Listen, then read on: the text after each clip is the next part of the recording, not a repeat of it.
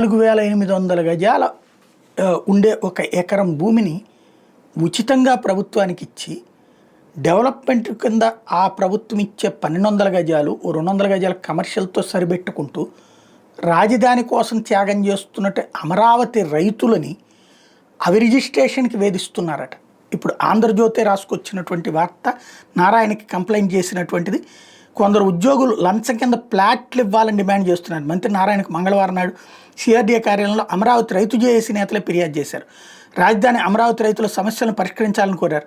రైతుల అంశాలపై సుప్రీంకోర్టులో ఉన్న పలు కేసులు, రైతులకు ఇచ్చే కౌలు అంశంపై మంత్రితో చర్చించారు. 29 గ్రామాల్లో రోడ్లు, మంచినీరు, డ్రైనేజీ నిర్మాణం కోసం 90 కోట్లు కేటాయించాలని మంత్రిని కోరారు.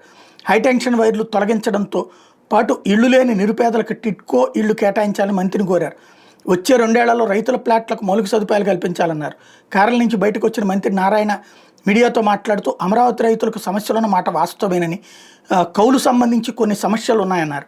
నాడు దాదాపు 9,000 కోట్లతో ల్యాండ్ పూలింగ్ చేసినట్టు గుర్తు చేశారు. 29 గ్రామాలు అమరావతిలో నగరంలో రూపాంతరం చెందుతాయన్నారు. 2వ దశ ల్యాండ్ పూలింగ్పై ఇబ్బంది లేదని, రైతులు భూములు ఇవ్వాలా వద్దా అన్నది వారిష్టమని మంత్రి పేర్కొన్నారు. సిఆర్డీఏలో రెవెన్యూ ఉద్యోగులు అవినీతిపై ఫిర్యాదులు చేసినట్టు తెలిపారు. అమరావతి నిర్మాణంలో రైతుల సహకారం ఎప్పుడూ ఉంటుందన్నారు. అసలు సమస్య ఏంటి? ఉద్యోగుల లంచం. ఎందుకని వాళ్ళ మీద చర్యలు తీసుకోరు, ఎందుకు వాళ్ళది రిజిస్ట్రేషన్ చేయరు అన్నదే ఇక్కడ $1 మిలియన్ ప్రశ్న.